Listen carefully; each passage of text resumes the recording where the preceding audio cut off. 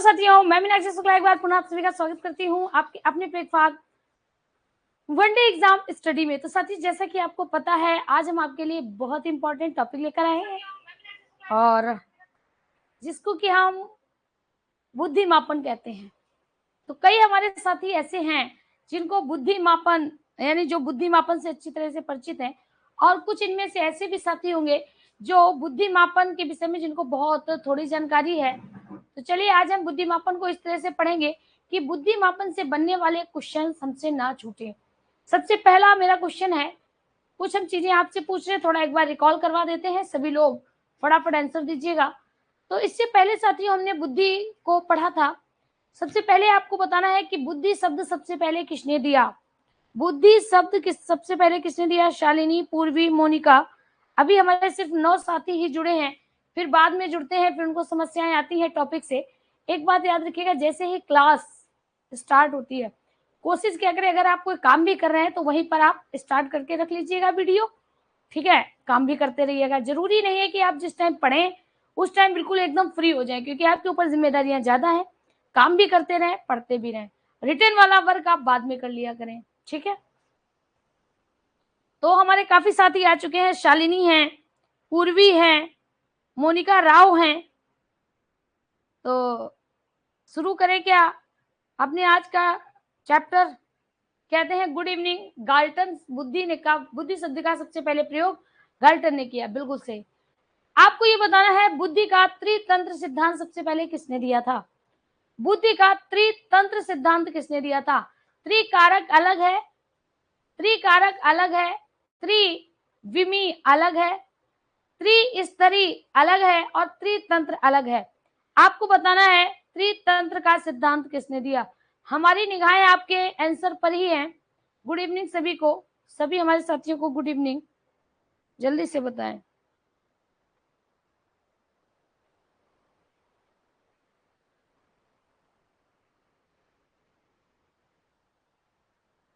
Eastern work, देखिए, चोरी नहीं करना है, झूठ नहीं बोलना है, बेईमानी नहीं करनी है ना। तो सभी का सही है। जितेंद्र, जितेंद्र हम आज आपको पहली बार देख रहे हैं। जितेंद्र हैं, पूर्वी हैं, बिल्कुल सही। मोनिका राव, शालिनी मौर्य, जिया राणा, सभी का सही है।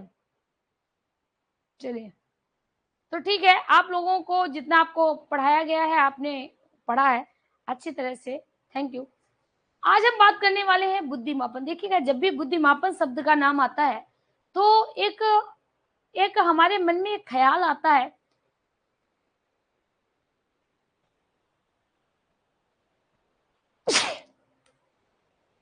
हमारे मन में एक ख्याल आता है, वो ख्याल क्या है कि बुद्धि होगी, जो बुद्धि होगी और बुद्धि को सबसे पहले मापा गया होगा, यानी बुद्धि को मापा गया होगा। अब यहाँ पर जो आता है कि बुद्धि को मापा गया होगा, तो बुद्धि को किसने मापा होगा? बुद्धि कैसे मापी गई होगी?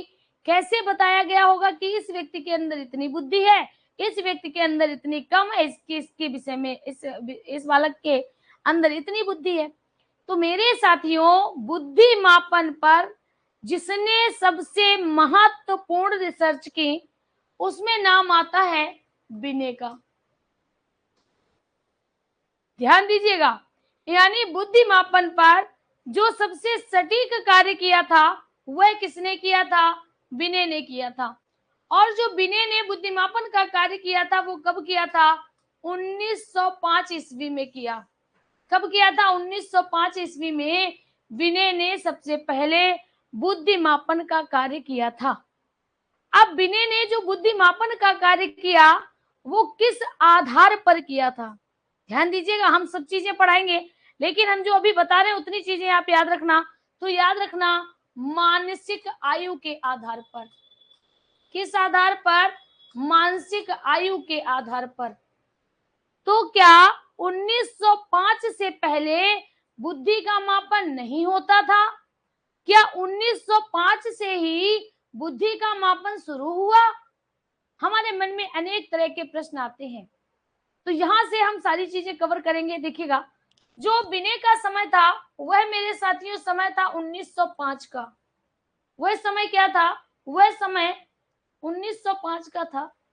क्या है ये, एक मिनट।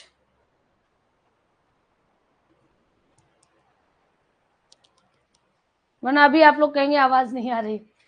ठीक है, कहाँ से फंस रहा है भाई। चलिए, यहाँ पर देखिएगा, यहाँ पर हमने आपसे क्या कहा कि जो बुद्धि मापन का कार्य था वह साथियों सबसे सटीक ढंग से 1905 में शुरू किया गया। सबसे सटीक ढंग से कब शुरू किया गया? 1905 में शुरू किया गया। और किस आधार पर शुरू किया गया था? मानसिक आयु। यानी ये जो काल था, इस काल में जो बुद्धि मापन हुआ था वो मानसिक आयु के आधार पर हुआ था। किस आधार पर हुआ था? मानसिक आयु के आधार पर हुआ था। इससे पहले यानी 1905 से पहले जो भी बुद्धि मापन हो रहा था, 1905 से पहले जो भी मापन हो रहा था वह साथियों शरीर रचना के आधार पर हो रहा था। किसके आधार पर? शरीर रचना के आधार पर। व्यक्ति का शरीर देखा जाता था और उसके शरीर को देखने के बाद ये डिसाइड कर दिया जाता था कि इस व्यक्ति के अंदर कैसी बुद्धि है। ये व्यक्ति के शरीर का आकार प्रकार, शरीर की बनावट, शरीर का ढांचा, हाँ शरीर की, जैसे आप ही कुछ बच्चों को देखते हो, बच्चे आपसे बोल रहे हो या ना बोल रहे हो, आप देख के समझ जाते हो कि ये बच्चा बहुत तेज है। तो ये चीजें आप कैसे बताते हो? सिर्फ उसको देख के ही तो बताते हो, उसको देख के ही तो बताते हो, या वो इस तरह की हरकतें करता है जिसको आप देखकर कहते हो कि बच्चा बहुत तेज है। तो पहले जो 1905 से पहले का समय था, इस समय में भी लोग शरीर रचना के आधार पर ही ये डिसाइड कर लेते थे कि इस व्यक्ति के अंदर मंद बुद्धि होगी, इस व्यक्ति के अंदर प्रतिभाशाली बुद्धि होगी, इस व्यक्ति के अंदर बड़ी बुद्धि होगी, इस व्यक्ति के अंदर छोटी बुद्धि होगी। आप आज भी देखिएगा गांव के लोग क्या कहते हैं? मोटी बुद्धि कहते हैं, मूढ़ बुद्धि कहते हैं, मूर्ख कहते हैं। प्रतिभाशाली कहीं पर प्रयोग नहीं होता। हाँ, स्कूलों में प्रतिभाशाली, है ना, अति प्रखर, इस तरह के शब्द प्रयोग किए जाते हैं, वो भी हिंदी की क्लास में। और इंग्लिश की क्लास में एक्सीलेंट, वेरी गुड, गुड, है ना, इन शब्दों का प्रयोग किया जाता है। तो जो पहले का समय था यानी 1905 का जो समय था, उस समय में जो डिवीजन किया गया था वो किस आधार पर किया गया था? शरीर रचना के आधार पर किया गया था। किस आधार पर? शरीर रचना के आधार पर किया गया था।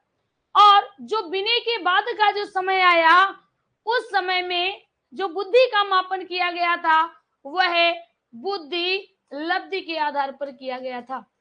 किस आधार पर किया गया था? बुद्धि लब्धि के आधार पर किया गया। किस आधार पर किया गया? बुद्धि के आधार पर किया गया।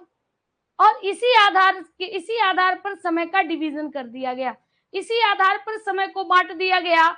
जो विनय से पहले का समय था इसको कह दिया गया 1905 से पूर्व का काल। 1905 से पूर्व का काल, या मेरे साथियों इसको कहा गया विनय से पूर्व का काल। विनय से पूर्व का काल, इसी को क्या कह दिया गया? विनय से पूर्व का काल कह दिया गया।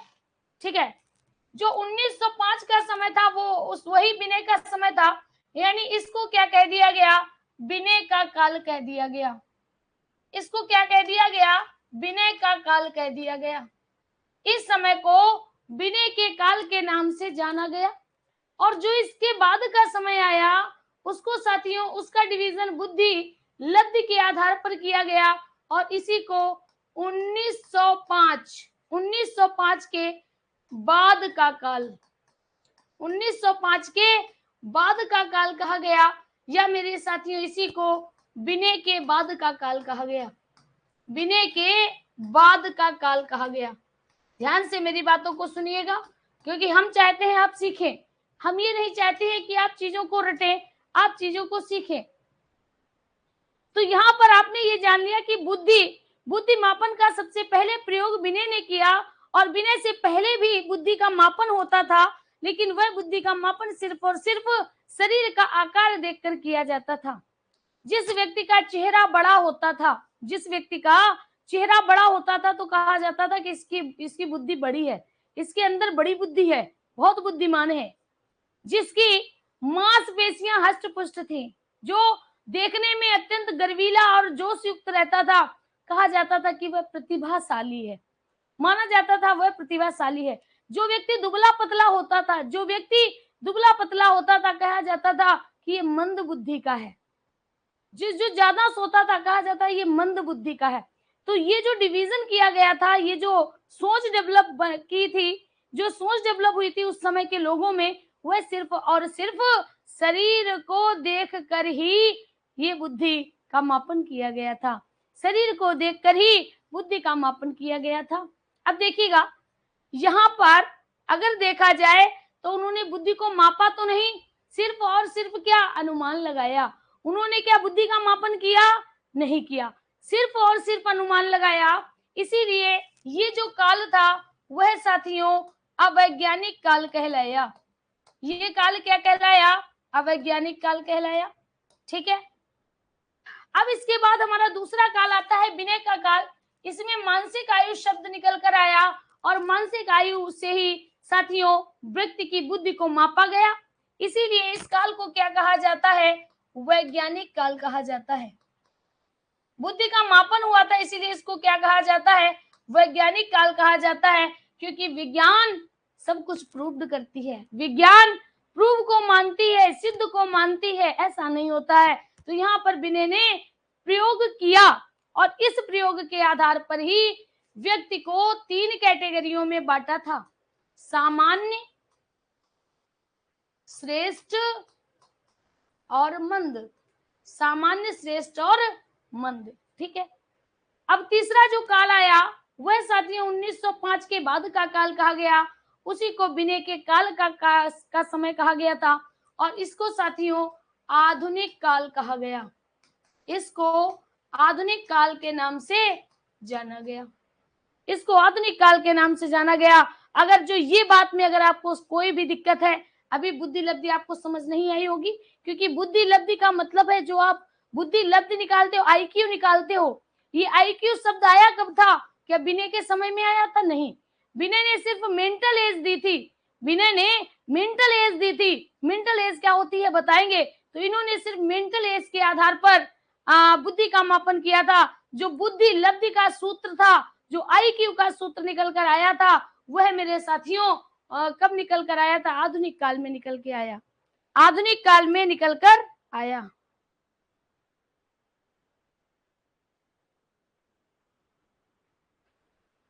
तुम लोग इतनी पतली काहे हो भाई? तुम लोगों को किसी ने कहा है क्या कि दुबले पतले लोग अच्छे लगते हैं? खा लो, वैसे भी पहले आप आगे जीवन में दुबले पतले होने वाले हो। ठीक है, अभी खा खा के थोड़ा चुड़िया लो।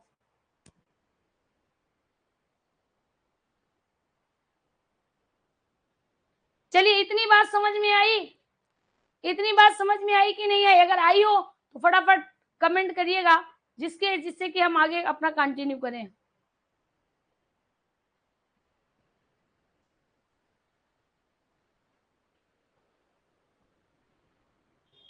सुनीता, नेट प्रॉब्लम कर रहा है, सो जाओ। जब पता है, जब कभी हमारा कुछ नहीं, खाया पिया पता किसको नहीं लगता है? जो व्यक्ति बहुत ज्यादा कूड़ा होता ना, कूड़ा समझते हो ना, दूसरों को देखकर जल बुन जाता है, उसको असर नहीं करता है। जलो बुनो मत किया करो। अरे नोट नहीं किया है तो देवियों नोट करो।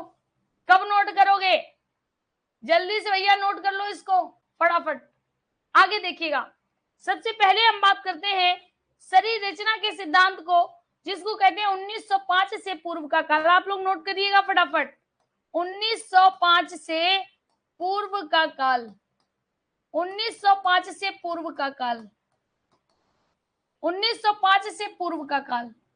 जैसे ही 1905 से पूर्व का काल आया, तुम्हें सिर्फ विनय याद रखने हैं कि विनय ने ही सबसे पहले मानसिक आयु के आधार पर बुद्धि का मापन किया था। इसका मतलब है इससे पहले जो भी रहा होगा वो शरीर रचना के आधार पर रहा होगा। तो याद रखिए 1905 से पूर्व का काल, इसमें जो बुद्धि मापन था वो कैसे किया गया? बुद्धि का जो मापन था वह शरीर रचना के आधार पर, शरीर रचना के आधार पर, शरीर रचना के आधार पर बुद्धि का प्रयोग किया गया था। बुद्धि मापन हुआ था। बुद्धि मापन कैसे करते थे लोग? तो शरीर को देखकर करते थे, शरीर को देखकर करते थे। ठीक है, अब अगर पूछा जाए कि इसमें कौन कौन लोग आते हैं, तो सबसे पहले याद रखिएगा लेवेस्टर। क्या याद रखिएगा? लेवेस्टर।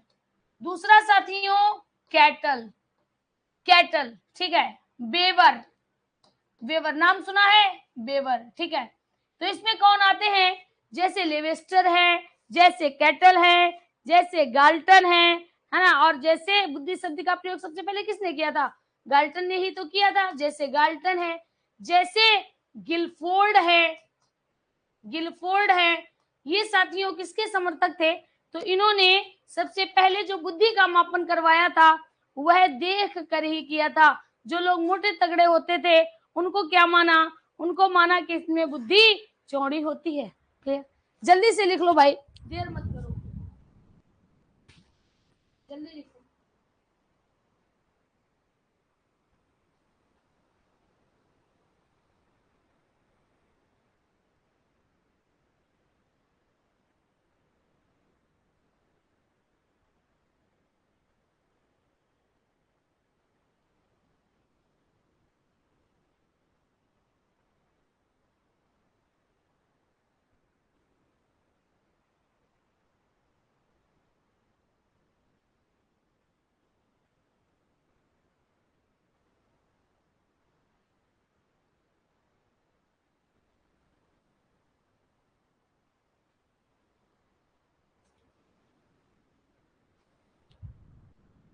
लिख लिया सभी ने? तो क्या कहा था? 1905 से पूर्व का काल। क्या कहा था? 1905 से पूर्व का काल शरीर रचना के आधार पर बुद्धिमापन हुआ था। लेवेस्टर, कैटल, वेबर, गाल्टन, गिलफोर्ड। ठीक है, ये इस काल के समर्थक थे, ये इस काल में आते हैं। अगला देखिएगा, सबसे पहले अगर देखा जाए तो मेरे साथियों कैटल ने 1890 में, 1890 में इनकी एक पुस्तक थी बुद्धि मापन और परीक्षण, बुद्धि मापन और परीक्षण। बुद्धि मापन और परीक्षण में सबसे पहले बुद्धि मापन शब्द का प्रयोग किया था, बुद्धि मापन शब्द का प्रयोग किया था, शब्द का प्रयोग किया था। कब किया था? कैटल ने 1890 में किया था, कैटल ने 1890 में किया था। इनका जो समय था, इनके समय को क्या कहते थे? इनके समय को मेरे साथियों अवैज्ञानिक काल माना गया था। इनके समय को अवैज्ञानिक काल माना गया था क्योंकि प्रयोग के द्वारा नहीं थे। अवैज्ञानिक काल माना गया था क्यों? क्योंकि बुद्धि मापन के लिए, बुद्धि मापन पर प्रयोग नहीं हुआ था, बुद्धि मापन पर प्रयोग नहीं हुए थे, सिर्फ और सिर्फ अनुमान था, सिर्फ और सिर्फ अनुमान लगाया गया कि ऐसा हो सकता है, ऐसा नहीं हो सकता है, इसीलिए इस काल को अवैज्ञानिक काल घोषित किया गया, इसीलिए इस काल को अवैज्ञानिक काल माना जाता है। इस काल को क्या मानते हैं? अवैज्ञानिक काल मानते हैं। क्लियर? फटाफट लिख लीजिएगा, फटाफट इसको लिख लीजिएगा, है ना। इसीलिए तो हमने कहा था कि आज आपको बहुत मजा आने वाला है, बहुत ही इंपॉर्टेंट टॉपिक है आपके लिए।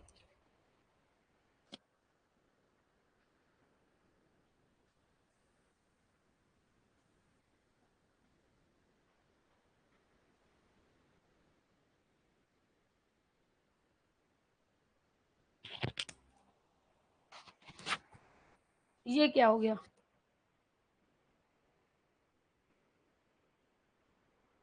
अवैज्ञानिक काल। अब देखिएगा, अब दूसरा काल आता है, दूसरा जो काल आता है वह मेरे साथियों किसका आता है? जल्दी से बताइएगा, दूसरा काल किसका आता है? दूसरा काल किसका आया? विनय का काल। दूसरा काल विनय का काल। कैसा काल? वैज्ञानिक काल। दूसरा काल विनय का काल। कैसा काल? वैज्ञानिक काल।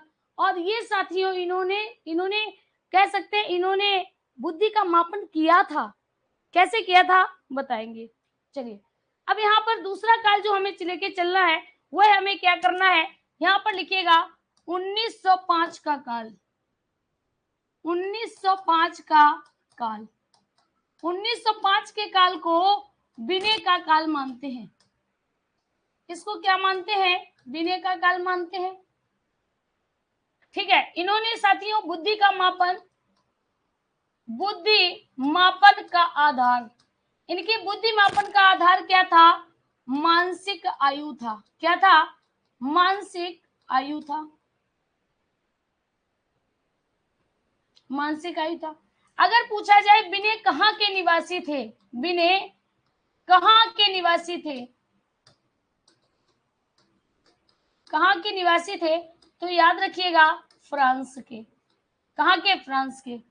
अब ये हमने फ्रांस आपको लिखाया, इसका कारण है, देखिएगा हुआ क्या था, जो विनय थे वह एक टीचर थे यानी शिक्षक थे और एक स्कूल में कार्यरत थे, यानी एक स्कूल के ये प्रिंसिपल थे। और वह जो स्कूल था वह फ्रांस की जो राजधानी है पेरिस, पेरिस में वह स्कूल था। और वह स्कूल पेरिस की नगर पालिका के अंडर में आता था। यानी अगर देखा जाए तो विनय एक स्कूल के शिक्षक थे, प्रधानाध्यापक थे। और जिस स्कूल के ये प्रधानाध्यापक थे वह स्कूल पेरिस की नगर पालिका के अंतर्गत आता था, पेरिस की नगर पालिका के अंतर्गत आता है। जैसे अभी के जो कुछ स्कूल है, कुछ स्कूल आपके राज्य चलाती है और कुछ स्कूल आपका केंद्र चलाता है। तो ये भी एक स्कूल के प्रधानाचार्य थे, है ना। और वह जो स्कूल था वो पेरिस की नगर पालिका के अंतर्गत आता था, वह जो स्कूल था वह पेरिस की नगर पालिका के अंतर्गत आता था। क्लियर, बात समझ में आई कि नहीं आई। अब यहाँ पर अगर देखा जाए साथियों, तो उस स्कूल का रिजल्ट, ध्यान दीजिएगा, उस स्कूल का रिजल्ट दिन प्रतिदिन घटता जा रहा था।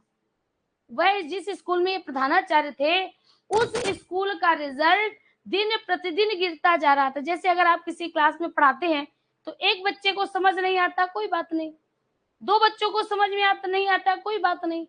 अब अगर पूरी की पूरी क्लास को नहीं समझ में आ रहा है, अगर पूरी की पूरे स्कूल का रिजल्ट गलत हो रहा है, पूरी की पूरी क्लास को समझ नहीं पा रही है, इसका मतलब क्या है, इसका मतलब कहीं ना कहीं टीचर जिम्मेदार है। इसका मतलब क्या हुआ, कहीं ना कहीं टीचर जिम्मेदार है कि टीचर उन बच्चों को अच्छे से पढ़ा नहीं रहा है। तो वैसे ही जब इस स्कूल का रिजल्ट देखा गया तो नगर पालिका ने, जो नगर पालिका थी, नगर पालिका में एक कमेटी बनाई गई और उस कमेटी में विनय सर को बुलाया गया और उनसे गिरते स्कूल का, जो स्कूल का रिजल्ट गिर रहा है, इसका कारण पूछा गया। भाई स्कूल का कारण क्या हो सकता है, टीचर तो सभी सही से पढ़ा रहे थे, लेकिन गलती कहाँ हो रही थी, जैसे हम ही हैं, हम आपको पढ़ा रहे हैं और अगर आपको समझ में ही नहीं आ रहा है और जब हम आपसे क्वेश्चन पुट अप करते हैं आप नहीं बता पा रहे हैं, तो इसका मतलब जो हम आपको पढ़ा रहे हैं वो ठीक से नहीं पढ़ा रहे हैं। मेरी भाषा आपको समझ नहीं आ रही है, इस वजह से आप ठीक से प्रोग्रेस नहीं कर पा रहे हैं। ठीक वैसे ही जब विनय को बुलाया गया और विनय से कारण पूछा गया तो विनय कारण नहीं बता पाए और बाद में इन्हीं के संरक्षण में, यानी विनय के साथ में ही, विनय के अंडर में ही एक कमेटी गठित की गई जिसके अध्यक्ष विनय बनाए गए, ये पता करने के लिए कि स्कूल का रिजल्ट दिन प्रतिदिन गिरने का कारण क्या है। फिर से समझिएगा, स्कूल का गिरता रिजल्ट, स्कूल कहाँ था, फ्रांस में था, फ्रांस की राजधानी पेरिस की नगर पालिका के अंडर में था। स्कूल का रिजल्ट दिन प्रतिदिन गिर रहा था, इसी वजह से जो पेरिस की नगर पालिका थी उन्होंने विनय को अपने पास बुलाया, कारण पूछा, कारण नहीं बता सके तो इन्हीं के अंडर में एक कमेटी का गठन किया गया और इस कमेटी के विनय अध्यक्ष बनाए गए। विनय कौन बनाए गए, अध्यक्ष बनाए गए और इनके सहयोगी के रूप में साइमन को नियुक्त किया गया। साइमन कौन थे? साइमन इनके सहयोगी थे। साइमन कौन थे? साइमन सहयोगी थे। ठीक है, इसको चला लो, इसको चला लो। साइमन कौन थे? साइमन इनके सहयोगी थे।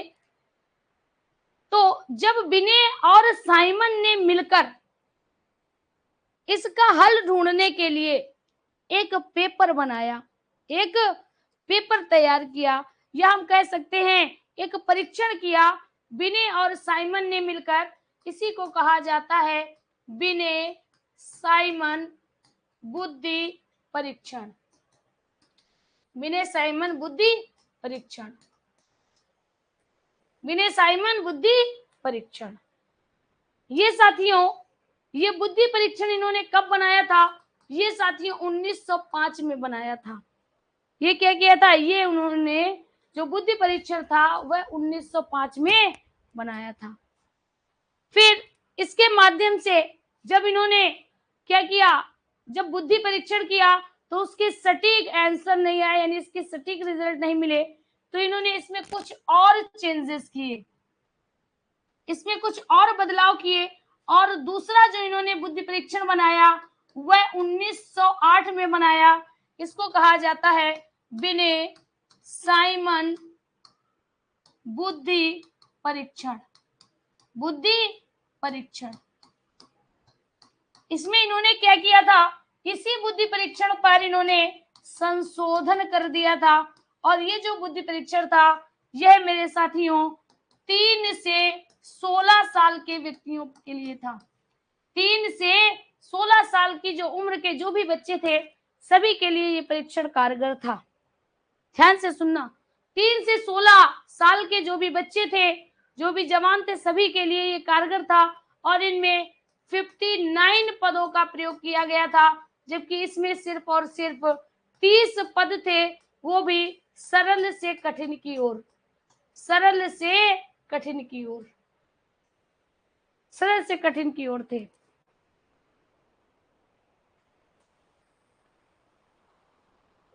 देखिएगा, सबसे पहले इन्होंने जो पहला बनाया था ना वो 1905 में बनाया, लेकिन जब इन्होंने बुद्धि परीक्षण किया तो उसके कोई भी रिजल्ट पॉजिटिव नहीं आए। इन्होंने बनाया 1905 में था, परीक्षण किया, लेकिन उसके या मापन किया, लेकिन इसके सटीक निष्कर्ष नहीं आए। तो इन्होंने क्या किया, अपने परीक्षण में सुधार लाए, और सुधार करने के बाद ये जो इनका संशोधित था वह 1908 में आया। 3 से लेकर 16 साल के बच्चों के लिए था, और इसमें 59 पदों को सम्मिलित किया गया। क्या किया गया? 59 पदों को सम्मिलित किया गया।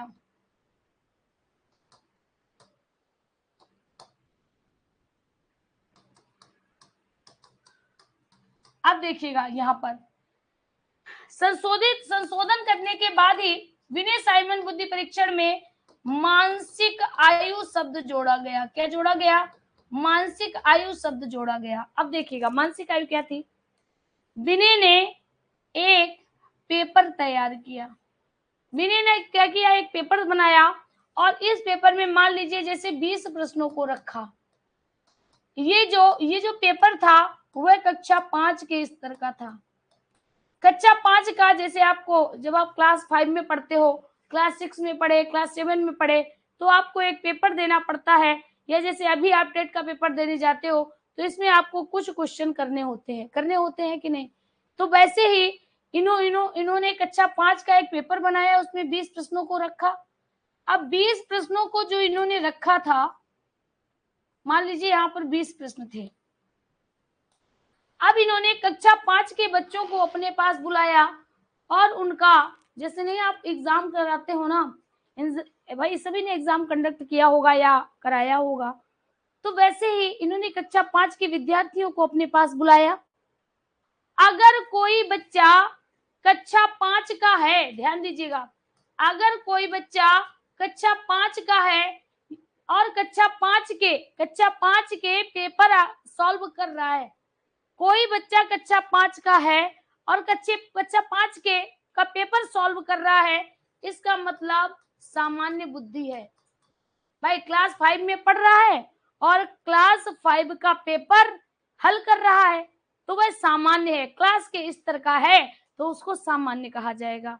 और उसी आधार पर इन्होंने सामान्य बुद्धि सबसे पहले कहा। दूसरा देखिएगा, अगर कोई बच्चा कक्षा 5 में है, अगर कोई बच्चा कक्षा 5 में है और कक्षा 4 का पेपर नहीं हल कर पा रहा है, क्लास 5 में है लेकिन कक्षा 4 का पेपर हल नहीं कर पा रहा है, तो मेरे साथियों उसको मंद बुद्धि कहा जाएगा। क्या कहा जाएगा? मंद बुद्धि कहा जाएगा। और अगर कोई बच्चा क्लास 3 में है, किसमें है? क्लास 3 में है और क्लास 5 का पेपर कर पा रहा है, क्लास 5 का पेपर कर पा रहा है, तो उसको मेरे साथियों प्रतिभाशाली बालक कहा जाएगा, या मेरे साथियों उसी को श्रेष्ठ बालक कहा जाएगा। क्या कहा जाएगा? श्रेष्ठ बालक कहा जाएगा। समझ में आया या नहीं आया? तो यहाँ पर इस तरह से प्रतिभाशाली या श्रेष्ठ, सामान्य और मंद, ये 3 कैटेगरी जो कि किसके द्वारा दी गई थी? जो विनय के द्वारा दी गई थी। अगर अपने स्तर का पेपर कर पा रहा है, सामान्य, अपने से नीचे वाली कक्षा का पेपर नहीं कर पा रहा है तो फिर मंद, और कोई नीचे कक्षा वाला ऊपर की कक्षा का पेपर कर पा रहा है तो उसको प्रतिभाशाली या श्रेष्ठ बालक कहते थे। प्रतिभाशाली या श्रेष्ठ बालक कहते थे। बात समझ में आई या नहीं आई? तो यहाँ पर हमने क्या कहा, इसको ऐसे नहीं लिखना है, इसको कैसे लिखना है देखिएगा, हम लिखाएंगे, देखिएगा, विनय के संरक्षण में, विनय के संरक्षण में एक कमेटी गठित की गई, एक कमेटी का गठन हुआ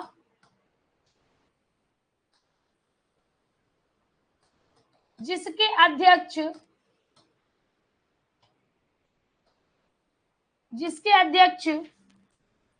विनय तथा सहयोगी साइमन थे। सहयोगी कौन थे? साइमन थे। इसीलिए इस बुद्धि परीक्षण को क्या कहा गया? विनय साइमन बुद्धि परीक्षण कहा गया। इसीलिए ये बुद्धि परीक्षण को क्या कहा गया? साइमन बुद्धि परीक्षण कहा गया। संशोधन, विनय साइमन बुद्धि का प्रथम संशोधन, ये भी याद रखना, विनय साइमन बुद्धि का प्रथम संशोधन 1908 में हुआ था और वह 3 से लेकर 11 वर्ष के बच्चों के लिए था। 3 से लेकर 16 वर्ष के बच्चों पर था। 16 वर्ष के बच्चे तो रहते नहीं है, वयस्क हो जाते हैं। यहाँ पर 59 पदों को लिया और मेरे साथियों 3 कैटेगरी में बांटा था। कौन कौन? मंद, सामान्य और प्रतिभाशाली। ठीक है। दूसरा लिखिएगा, द्वितीय संशोधन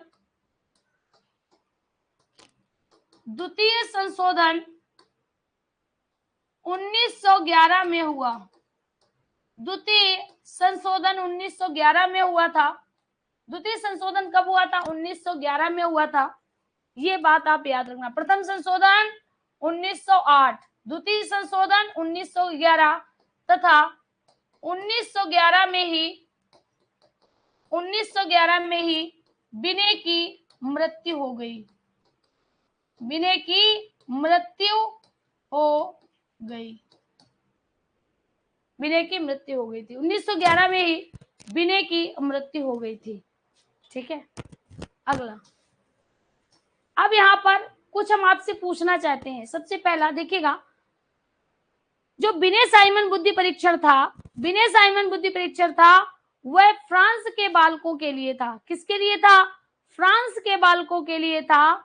अर्थात इसकी भाषा जो थी, यानी विनय साइमन बुद्धि परीक्षण की भाषा क्या थी? जल्दी से बताओ। विनय साइमन बुद्धि परीक्षण की भाषा, यानी इसकी भाषा क्या थी?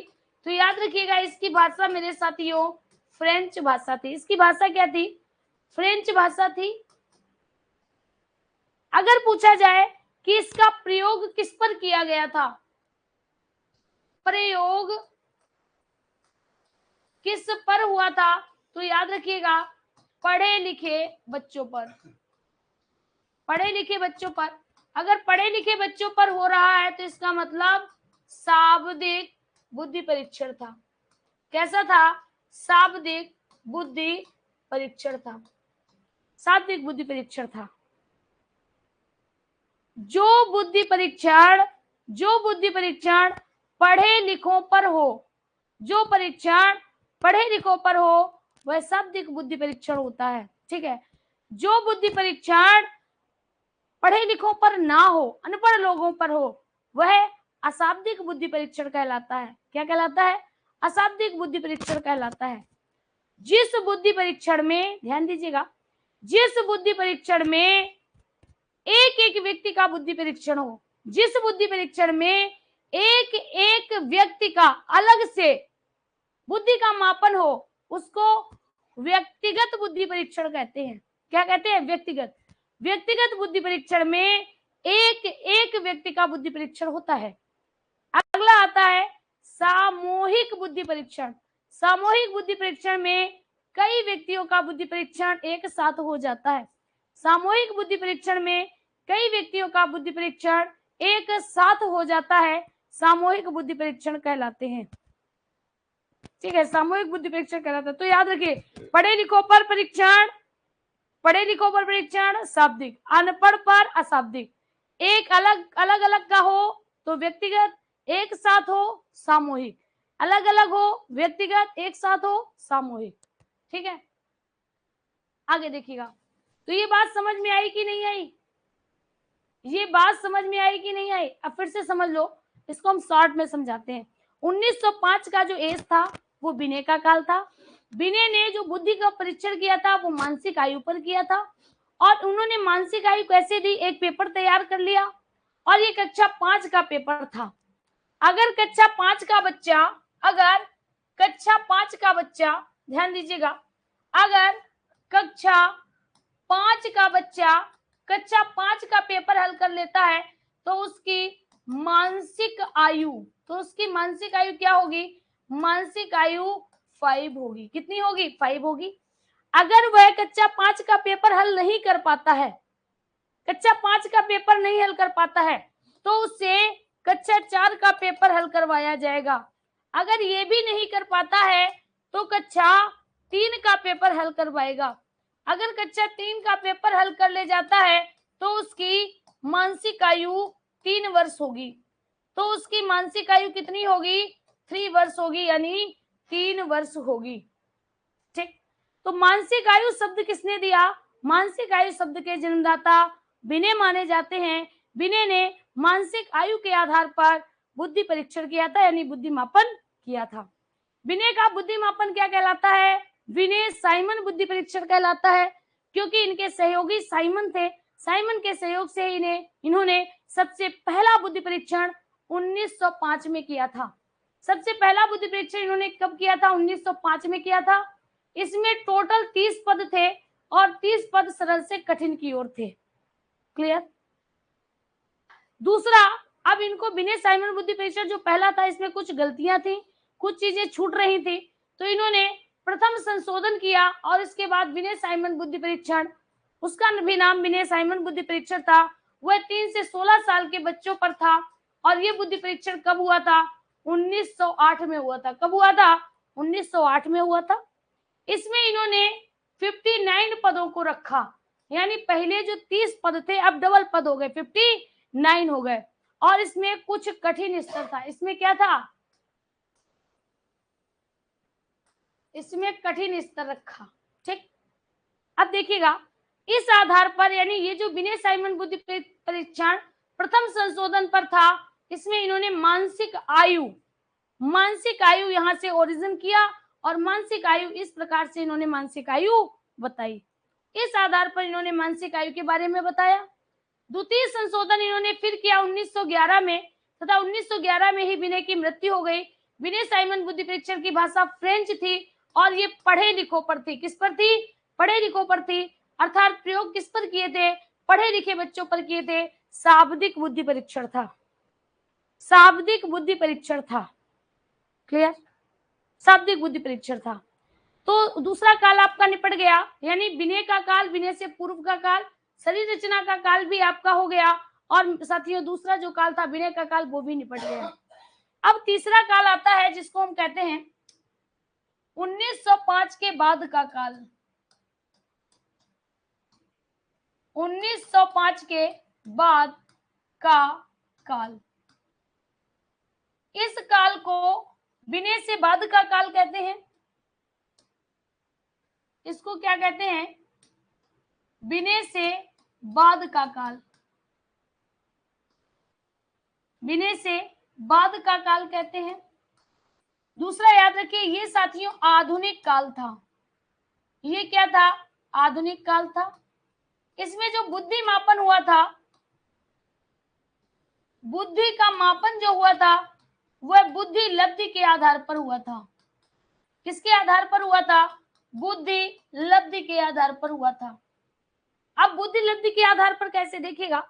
सबसे पहले आपने प्रश्न पूछा जाता है बुद्धि लब्धि का सूत्र, सीधे सीधे पूछ लेगा बुद्धि लब्धि का सूत्र क्या है, तो याद रखना मानसिक आयु, मानसिक आयु बटे वास्तविक आयु, मानसिक आयु बटे वास्तविक आयु। मानसिक आयु को क्या कहते हैं? मेंटल एज कहते हैं। क्या कहते हैं? मेंटल एज कहते हैं। और वास्तविक आयु को क्रॉनिकल एज कहते हैं। क्या कहते हैं? क्रॉनिकल एज कहते हैं। ठीक है, तो बुद्धि लब्धि बराबर मानसिक आयु बटे वास्तविक आयु, यही सूत्र प्रारंभ में दिया गया था। ये सूत्र प्रारंभ में दिया गया था। और अगर पूछा जाए ये सूत्र कब दिया गया था, तो याद रखिएगा 1911 में। कब दिया गया था? 1911 में दिया गया था। किसके द्वारा? स्टर्न और कुहलमान के द्वारा। किसके द्वारा दिया गया था? स्टर्न और कुहलमान के द्वारा दिया गया था। क्या? बुद्धि लब्धि बराबर मानसिक आयु बटे वास्तविक आयु। बुद्धि लब्धि बराबर मानसिक आयु बटे वास्तविक आयु। क्लियर? मानसिक आयु बटे वास्तविक आयु। अगला देखिएगा, अब बुद्धि लब्धि के सूत्र में, बुद्धि लब्धि के सूत्र में परिवर्तन हुआ, यानी अगर पूछा जाए बुद्धि लब्धि के सूत्र में, इंटू 100 किसने जोड़ा? इंटू 100 किसने जोड़ा था? तो याद रखिएगा किसने जोड़ा था? टर्मैन ने जोड़ा था। किसने जोड़ा था? टर्मैन ने जोड़ा था। किसने जोड़ा था? टर्मैन ने जोड़ा था। ये क्वेश्चन इस बार शायद पेपर में आया था। कुहलमान का नेम पहली बार सुना, कोई बात नहीं, सुन लिया है। हाँ, याद रखना है। सबसे पहले दिया था, किसने दिया था? स्टर्न और कुहलमान ने दिया था। और जो साथियों इसमें इंटू 100 था, वह किसने दिया था? टर्मैन ने दिया था। यानी टर्मैन ने एक नया सूत्र बना दिया था। यानी टर्मैन ने एक नया सूत्र बना दिया था। और वह सूत्र क्या था? टर्मैन ने जो सूत्र बना दिया वह क्या था?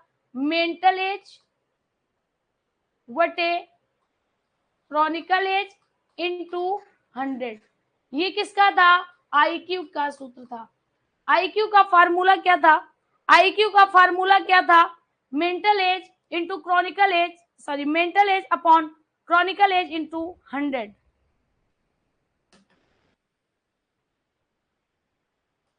क्लियर? बात समझ में आ गई सभी के?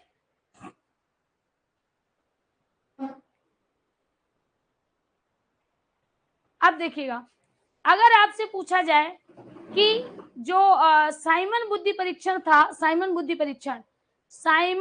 परीक्षण पर सफल संशोधन कब किया गया?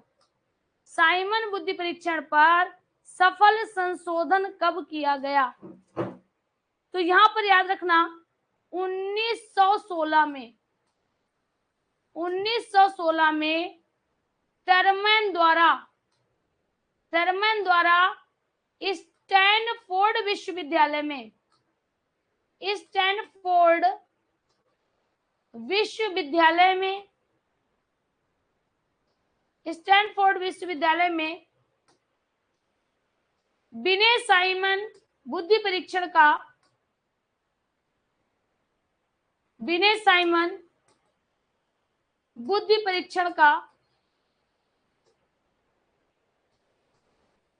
सफल संशोधन हुआ।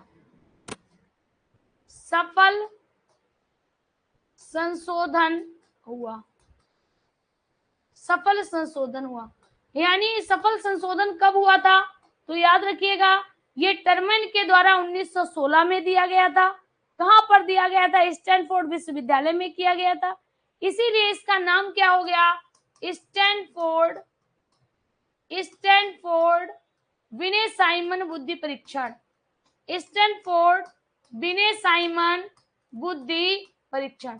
अगर आपसे पूछा जाए स्टैनफोर्ड बिने साइमन बुद्धि परीक्षण किसने दिया, अगर आपसे पूछा जाए स्टैनफोर्ड बिने साइमन बुद्धि परीक्षण किसने दिया था, तो याद रखिए टर्मन ने दिया था। कब दिया था? 1916 में दिया था। कब दिया था? 1916 में दिया था। क्लियर? अब इसमें से कई लोग ये सोचते होंगे कि भाई सफल संशोधन करके ऐसा क्या बनाया गया, क्या इसमें परिवर्तन किया गया? देखिएगा, जब बिने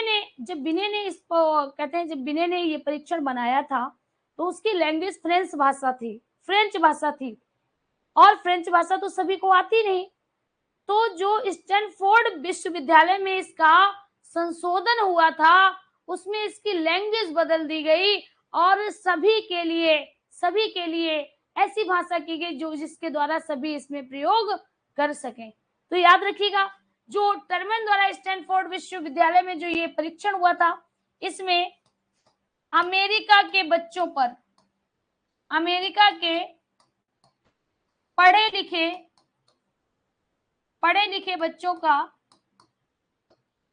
बच्चों का बुद्धि परीक्षण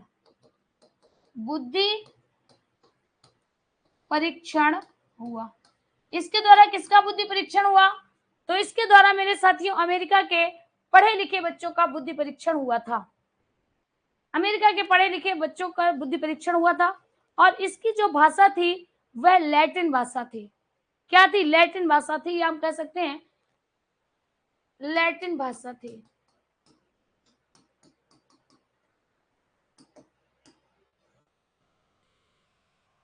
क्लियर? अमेरिका में है स्टैनफोर्ड विश्वविद्यालय।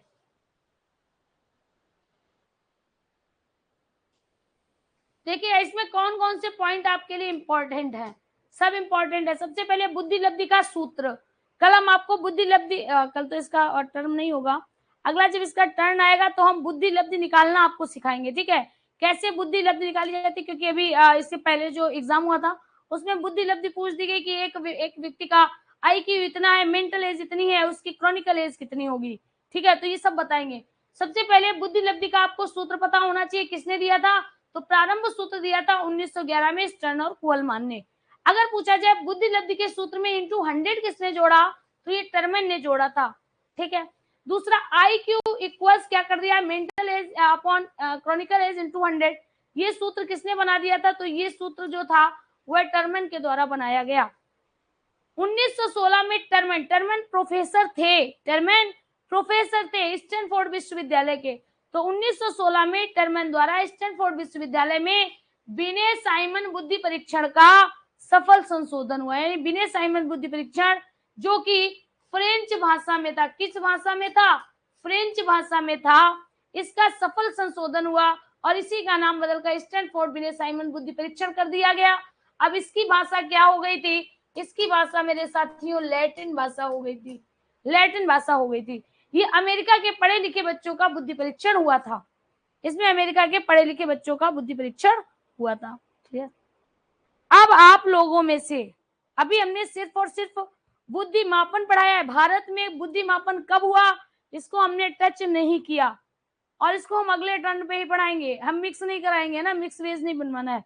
तो आप लोग बताइए, आप में से कहीं से भी, बिल्कुल भाई लवली जी, हम ऑफलाइन भी CDP पढ़ाते हैं और ऑनलाइन दोनों पढ़ाते हैं। ठीक है, आप लोगों को अगर कहीं से भी कोई दिक्कत है तो फटाफट पूछिए। लेकिन इतने टाइम तक पता है मेरी आंखें जो ना वो चिलमिलाने लगती हैं, क्योंकि जब ऑफलाइन कोचिंग होती है तो वहां भी बोर्ड ही रहता है मेरे सामने, है ना, पूरे दिन बोर्ड के सामने। यहाँ भी जो क्लासें होती 9-9 10-10 घंटे क्लास रहती पूरे दिन डिस्प्ले के सामने। फिर आपकी सीट बनाते हैं तो लैपटॉप के सामने।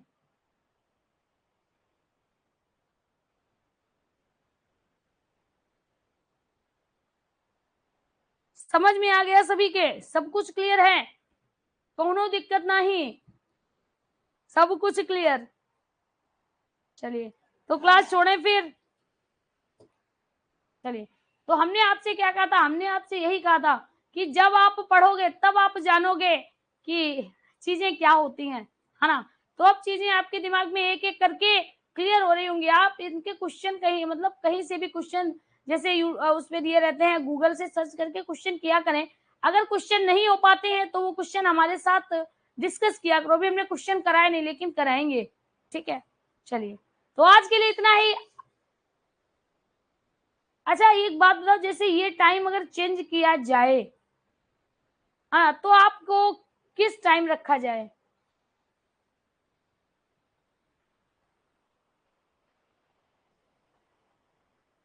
क्योंकि इस टाइम आपको भी भाई खाना वाना बनाना होता है, और हमको भी इस टाइम थोड़ा दिक्कत होती है। आप लोगों की वजह से हमने हाथ तो कर दिया था क्लास करने के लिए।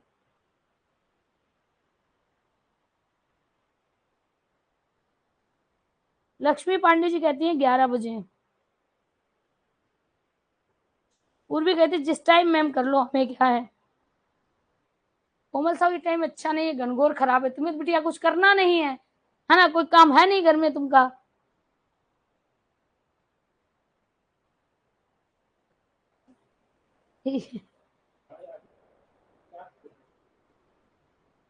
चलिए मैं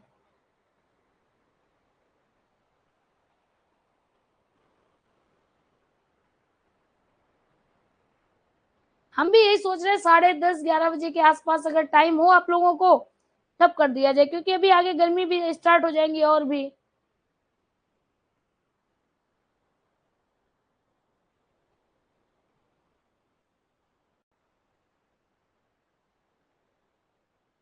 रोटी तो बनानी है, कौन सा पहाड़ लूटना है।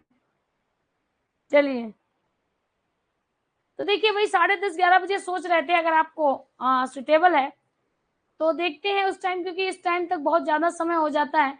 और आप समझ सकते हैं सुबह 7 बजे से लेकर, और मतलब एक जैसे नहीं हेडक, पढ़ाना हमें वही है लेकिन इतने टाइम तक थोड़ा हेडक रहती है कि भी एक क्लास बाकी है।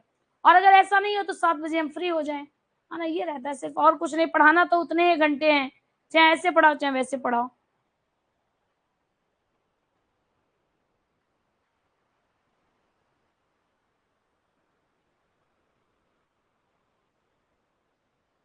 हाँ यही सोच रहे थे 10:30 से 11 बजे के बीच में रखेंगे। चलिए देखते हैं।